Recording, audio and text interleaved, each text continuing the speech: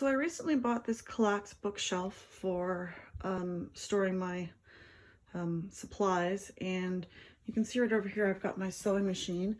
I've replaced a sewing table for this unit here, and what I'm going to do is I'm going to install a sliding shelf into that area so that I can actually slide my sewing machine in and out as I need to use the sewing machine and have it fully accessible quickly, yet out of the way when I'm not using it.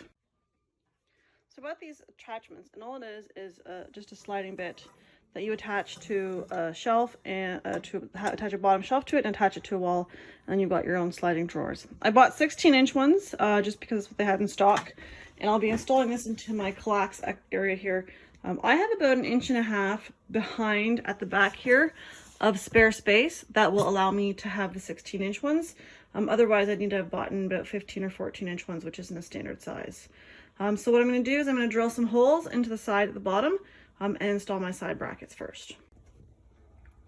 The nice thing with this unit is that it's level if I have it on the ground. So if I pull this slider out, it stays level the whole way through. So I don't need to worry about finding the level of this edge to make sure my shelf is going to be level. So I'm just going to align it to the edge here and draw in some pilot holes where my pilot holes are going to go, so I know where to drill. So I'll be putting some into this hole here, another one here, in the center and at the back. And as I mentioned, I'm going to have some overlap at the back here, which is fine because it'll give me a little bit more space for my sewing machine and the cables. I just should point out though, it can't be totally flush on the bottom because that will put this bottom shelf, the bottom slider, touching the bottom of the shelf here. And then my screws that are going to be attached into these holes will rub and wear down the existing frame that I've got. So I will need to elevate it just a little bit, maybe 1/4 of an inch, to allow for some clearance on the bottom of the shelf for screws. So I have my holes marked, so I'm just going to do a quick pilot hole in all of the locations because I don't like to split the wood. So I'm using a 1/16 inch bit because I've got little small screws for this, and off we go. So I've installed each side of my outer brackets. I've lifted it up a little bit just so that I would have clearance underneath. And before we start to attach the next pieces, just want to give it a test run with the blank slider just to make sure that it slides all the way in. It doesn't touch the bottom of the actual base here, and then so that it slides out. Just slide and then it works. So we'll do the same on both sides just to make sure that it works. Like with most of my projects, I'm just using some leftover melamine board I've got from other projects. This is going to be the base of my shelf for the our sewing machine to sit on. So the full length of the depth of the shelf that I'm going to need is going to be 16 inches. So these two boards together are just under 16 inches, which is pretty much what I need, because I need 16 inches for the base of the shelf. So that'll work perfectly. So I'm going to cut each of these pieces 12¼ inches wide, so that I can have 2 pieces on the bottom for my sewing machine and attach them to the shelf, to the rolling shelf.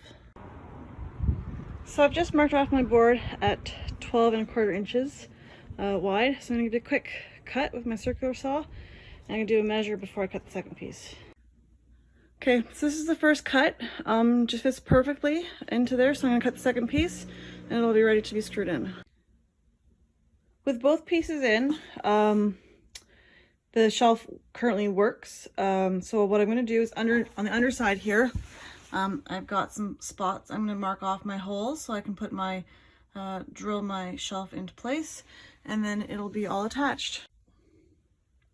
My pilot holes are all drilled, so I'm just quickly installing the brackets, and we'll be ready to put it together. Okay, the shelf is in, and now it slides. One last touch I'm going to do is on the underside, I'm going to add a little ribbon. I'm going to staple it down to the boards so that I've got a nice handle to pull out the whole drawer with, as I don't have a front lip on this drawer. So just with my faithful staple gun, I'll just add some staples here. It doesn't look super fancy, but it's on the underside, so nobody will see this.